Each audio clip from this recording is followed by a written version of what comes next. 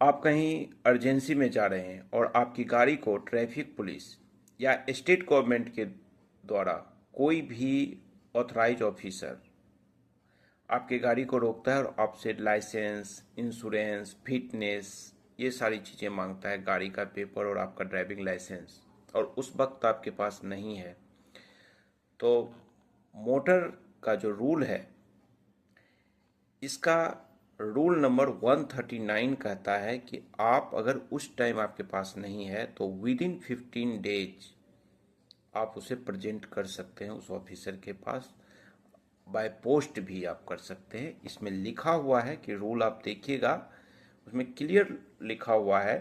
कि registered post के द्वारा भी आप 15 दिन के अंदर, जिस दिन डिमांड किया गया है,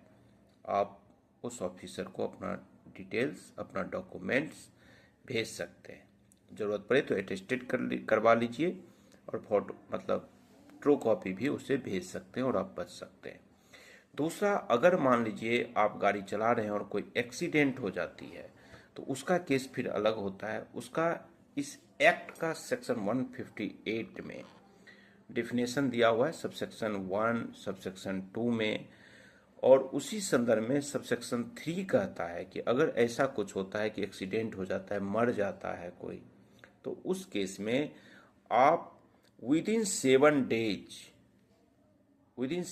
days from the date on which its production was required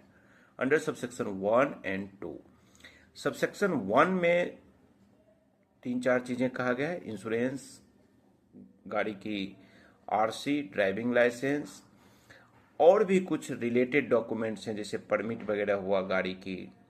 vehicle की फिटनेस का सर्टिफिकेट, ये तमाम चीज़ें आपको विद इन 7 डेज आपके पास मौका मिलेगा। जिस पुलिस स्टेशन में केस हुआ है या जहाँ पे भी ऑथराइज किया जाता है गवर्नमेंट के थ्रू, वहाँ पे जाकर के आप उस डॉक्यूमेंट्स को प्रेजेंट कर सकते हैं। नॉलेज नहीं होने के कारण अक्सर हम देखते हैं कि सड़कों पे बहस होती है कि लाइसेंस नहीं है तो चालान कट रहा है। अब इन चीज़ों को थोड़ा सा अगर आप अवेयर रहिए, इसलिए मैं आपको कहता हूँ कि जो चीज़ आपके पास है उस लॉ को ज़रूर पढ़िए, उस लॉ के बारे में जानिएगा तो आपके लिए बेनिफिट रहेगा। Thank you, bye bye.